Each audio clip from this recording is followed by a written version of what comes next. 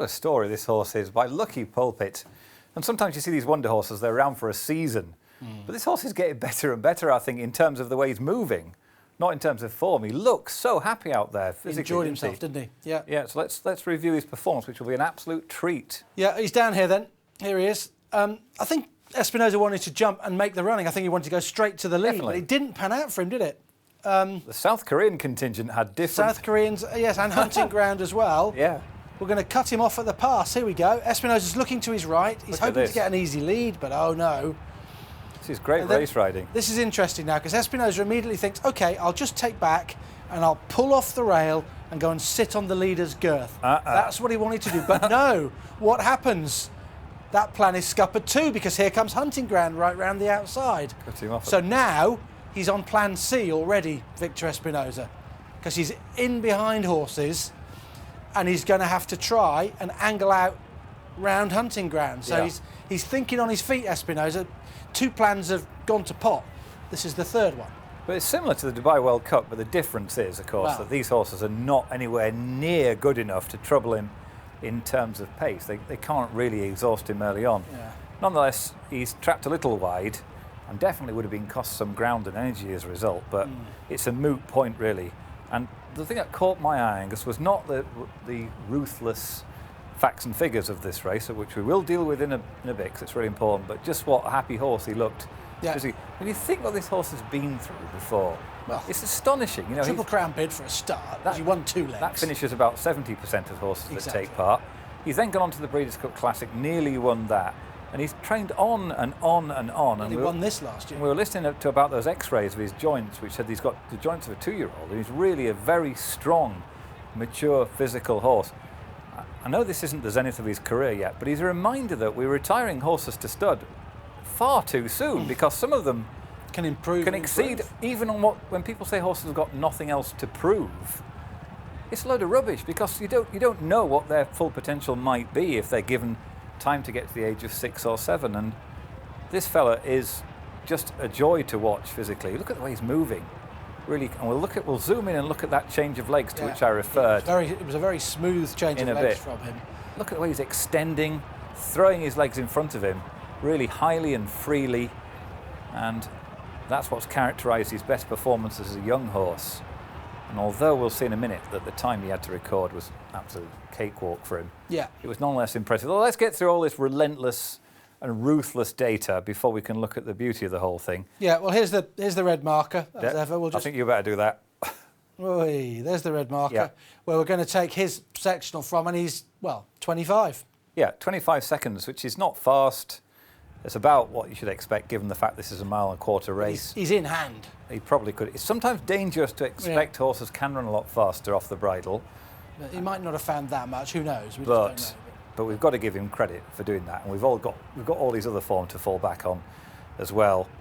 And so when we stop the clock there, when he reaches the line, there we go, 2 minutes 4. How does that compare to other horses over this course and distance? Well, there it is, and immediately a warning about the quality of different performances. Look at the horse in 3rd, Brabham. That's from earlier this afternoon. Yeah. And Brabham is a horse rated hugely inferior to California Chrome.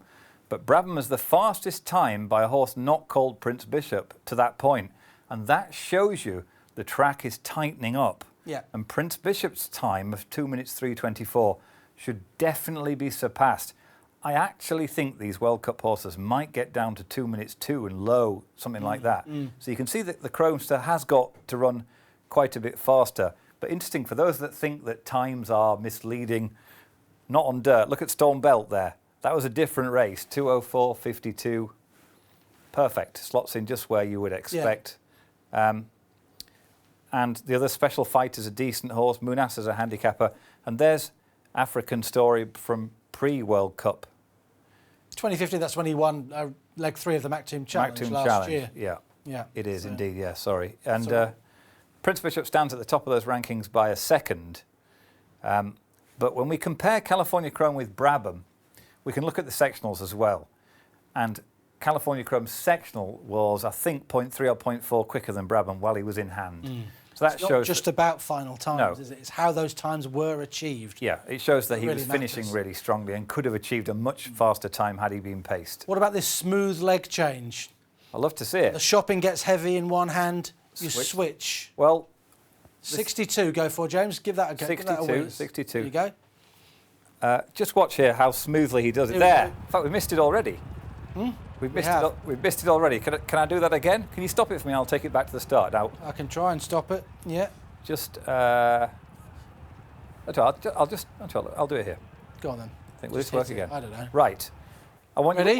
Wait a minute. I want you all to concentrate. No, it's been good. No, there he goes. He's leading on these. There he goes. It's changed. Gone. Quick as lightning. It's almost impossible to watch. And when you compare that with Frosted, well, he lugged to his left. He took a while to change, and eventually he did change, and then he cleared away. And that's significant. This horse did it very smoothly. Like, he's very sound at the moment. He's not feeling any infirmities.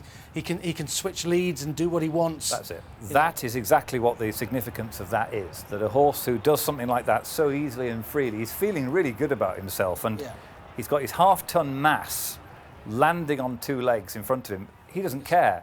He feels really well balanced and within himself, and so he can do what he wants. He knows where his legs are. He can feel them. When you get tired when you're running yourself, you kind of don't know where you're going to put your foot down. You try and put it down in a certain spot, and your muscles got weary, and you can't put it in that spot. That's the opposite of that. He's in control of himself. Just have a look at the head-on while we just talk over him, and just finalise our thoughts.